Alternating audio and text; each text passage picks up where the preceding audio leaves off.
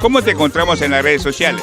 Estamos como Lilia Torres en fanpage, en YouTube estamos como Lilia Torres Jara, ahí lo pueden ver nuestros videos clip de nuestro primer bebé con nuestros temas propias, inéditas de tu amiga Lilia Torres.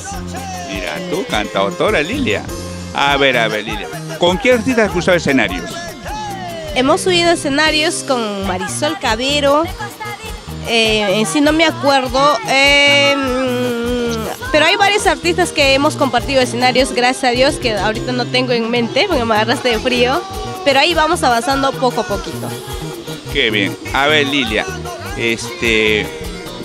¿cómo te ves de acá 5 o 6 años artísticamente? Obviamente que ya avanzada, obviamente, no estoy joven, pero ya con segunda producción ya, porque esperamos pronto se venga la segunda producción, pero ahí vamos avanzando poco a poco, paso lento pero seguro, gracias.